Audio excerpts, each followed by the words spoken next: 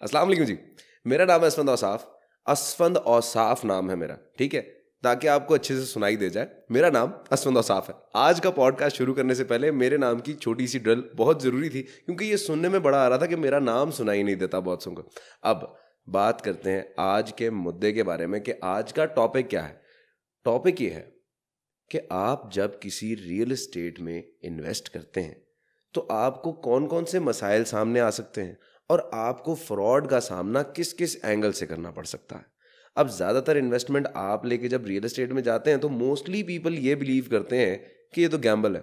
Gamble नहीं है, it's just about smart thinking. How smart you are would actually take you to a proper place जहाँ पे आपको मुनाफा बख्श सरमायाकारी या मुनाफा मिल सकता है। तो अपने आप को उस डोमेन में लाइए जहाँ पे आप एक स्मार्ट इन्वेस्टर बने। तो आज का पॉडकास्ट डेडिकेटेड है स्मार्ट बनने को और मेरा नाम सही से प्रोनाउंस करने को, तो जुड़े रहिएगा। अच्छा जनाब, ऐसी बहुत सी कंसल्टेंसी फर्म्स हैं या प्रॉपर्टी कंसल्टेंसी कंपनियां हैं जो आपको मशवरे देती हैं, ऐसी अपॉर्चुनिटीज़ प्रोवाइड करती हैं और हाउसिंग सोसाइटीज़ का बताती हैं कि भाई फ़लाँ जगह इन्वेस्ट करें, फ़लाँ जगह इन्वेस्ट करें, फ़लाँ जगह मुनाफा बख्श सरमायाकारी हो सकती है, फ़लाँ जगह इस तरह के डिस्काउंट्स हैं, फ़लाँ जगह ये प्रॉस्पेक्ट्स हैं, वगैरह वगैरह वगैरह। लेकिन अगर आप चूज़ करते हैं प्राइवेटली इन्वेस्ट करने का, यानी खुद से कोई फैसला लेने का, तो आपको एक आधा प्रॉपर्टी डीलर तो मिल ही जाएगा जो आपको बताएगा कि जनाब इथे इन्वेस्ट करो, ਤੁਹਾਡਾ फ्यूचर सिक्योर है, यानी फ्यूचर सिक्योर हो जाएगा यहाँ पे फलां जगह इन्वेस्ट करने से। आपको अच्छे अच्छे ख्वाब दिखाए जाते हैं, आपको अच्छी अच्छी बातें बताई जाती हैं, आपको पानी बिजली गैस यानी उस प्रॉपर्टी को एक सोने की चिड़िया बना के बताया जाता है, जैसा कि हम भी करते हैं। लेकिन हमारी बात के पीछे होती क्रेडिबिलिटी। ज़्यादातर प्रॉपर्टी डीलर्स या फिर ऐसे लोग जो अपनी प्रॉपर्टी बेचना चाहते हैं, आपको वो सोने की चिड़िया बना के तो बताते हैं, लेकिन अंदर से वो कागज़ का कब्बा भी नहीं होता।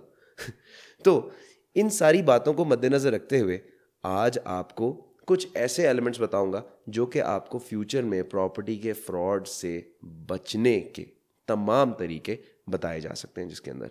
सो फॉर एग्जांपल, सबसे पहले मुझे इन्वेस्टमेंट करनी है, मैं गया किसी कंसल्टेंसी फर्म में नहीं, मैं गया एक प्रॉपर्टी डीलर के पास।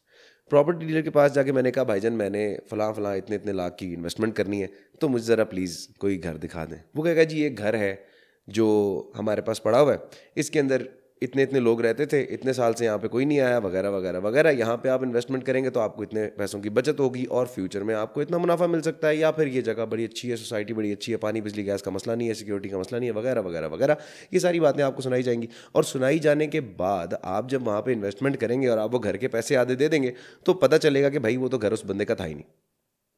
सो the first thing that you need to be concern about is कि जो बंदा उसकी डील क्रैक करवा रहा है, क्या उसके पास डील क्रैक कराने की ऑथराइजेशन भी है? क्या उसके पास जगह के कागज़ भी मौजूद हैं? क्या उस जगह की ऑथराइजेशन हुई भी है? क्या वो जगह सेलिंग पे है कि नहीं? अगर वो जगह बिकने को लगी नहीं हुई, कोई आपको बेच के चला जाता है तो क्या?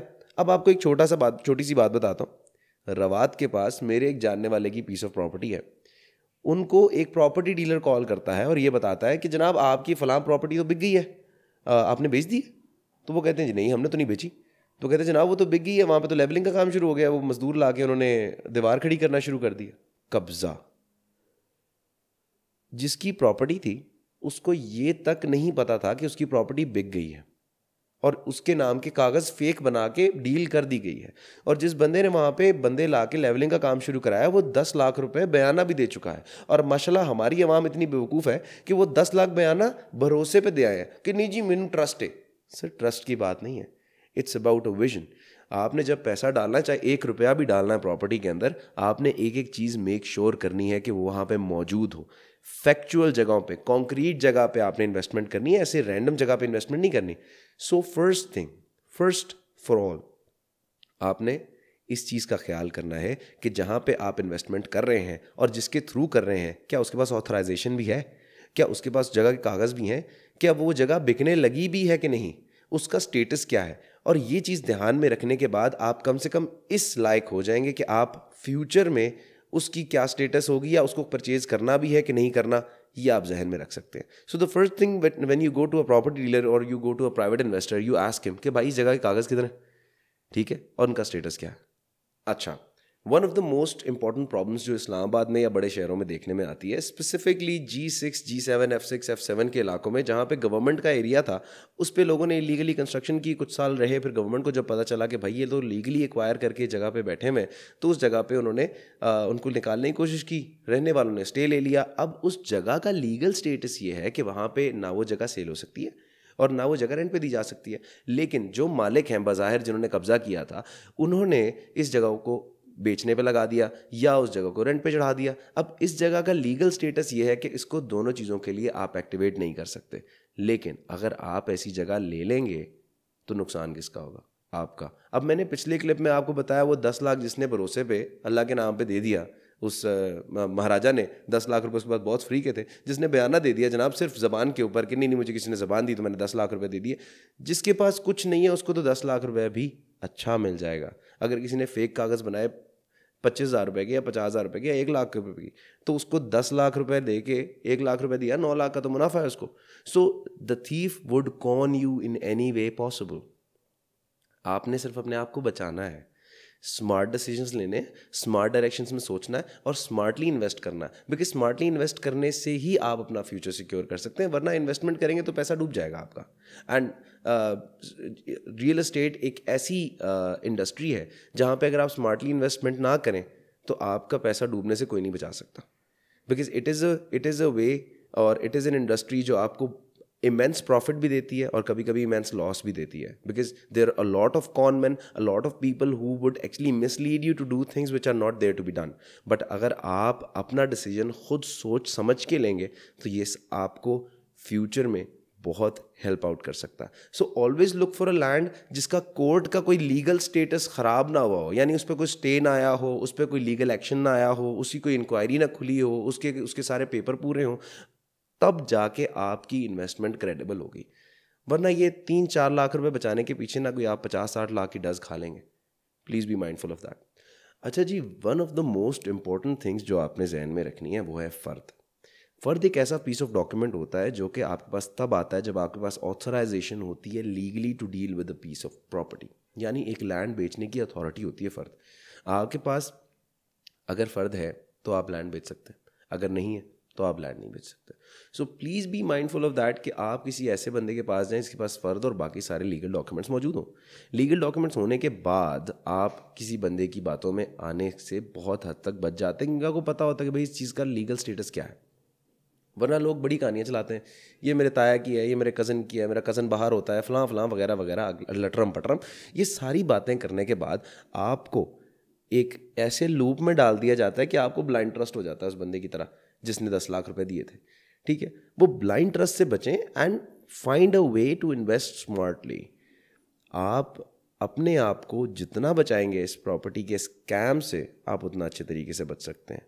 And there is nothing as trust और ज़बान इन एनी बिजनेस। भाई एक चीज़ का लीगल स्टेटस है, आप तभी जाएंगे उस चीज़ में, क्योंकि अगर उसने आपके साथ कोई उल्टा सीधा कर दिया तो आगे जाके आप क्या बोलेंगे, मैंने तो ज़बान पे दिया था। ऐसे नहीं होता भाई। ठीक है, be a bit more realistic. अगर पैसा आपका है तो दिमाग भी आपने ही चलाना है। Think of your own. और आप एक और बात कि आप प्राइवेटली इन्वेस्ट कर रहे हैं, फिर आती हैं हमारी जैसी कंसल्टेंसी फर्म्स जो आपको मशवरे देती हैं। मेरी तरह के 4 लोग बैठ के वीडियोस बनाते हैं, आप किसी की सुनते हैं, किसी की नहीं सुनते, किसी की वीडियोस के नीचे कमेंट करते हैं, किसी की वीडियोस के नीचे कमेंट नहीं करते, किसी की वीडियो लाइक करते हैं, किसी की वीडियो लाइक नहीं करते, किसी का चैनल सब्सक्राइब करते हैं, किसी का चैनल भी सब्सक्राइब नहीं करते। समझ आ रही है ना क्या कह रहा हूँ मैं? तो इन चीज़ों से बचें और चैनल सब्सक्राइब किया करें, लाइक किया करें, इंस्टाग्राम पे फॉलो किया करें, वो चीज़ें किया करें जो मैं आपको वीडियोस में बताता हूँ एंड पे। और इसके साथ साथ आप हमारी बात ज़्यादा सुनने की कोशिश किया करें, क्योंकि हम आपको गलत पीस ऑफ प्रॉपर्टी बेच के जाएंगे किधर? हमने तो इसी दफ्तर में बैठना, हमने तो यही वीडियोज़ बनानी है, and we will be there to serve you whenever you ask a question. लेकिन वो जो प्रॉपर्टी डीलर की छोटी सी दुकान है, इसने फ़ोन पे आपसे रब्ता किया, 4 मीठी बातें की और 5वीं मीठी बात पे उसने आपको बोला जी 10 लाख डीले कर दें, और आपने डीले कर दिए, वो तो अपनी दुकान साइड पे कर जाएगा। ठीक है, और शायद वो आपको डज लगा के एक बड़ी दुकान खोले। So please invest where your mind is, not where your heart is. Mind कहाँ पे होगा? जहाँ पे कॉन्क्रीट चीज़ें होंगी, जहाँ पे लीगैलिटी कंसिडर की जाएगी। किसी की मीठी बातों में आके प्रॉपर्टी के ऊपर इन्वेस्ट ना करें, अपनी पूरी जांच पड़ताल करने के बाद इन्वेस्ट करें and become a part of this massive real estate industry, जो कि आपका प्रेजेंट, फ्यूचर और फ्यूचर के बाद वाला फ्यूचर भी सिक्योर कर सकती है। प्रॉपर्टी पे नस्लें खाती हैं बैठ के। Always be mindful of that, ठीक है। एंड उसके बाद मेजर बात जो मैंने 2-3 लाइनों पहले कही थी वो याद रखिए। ऑफिशियल यूट्यूब चैनल सब्सक्राइब कीजिए, फेसबुक पे लाइक कीजिए, इंस्टाग्राम पे फॉलो कीजिए और मुझे दुआ में याद रखिए। फी मान अल्लाह।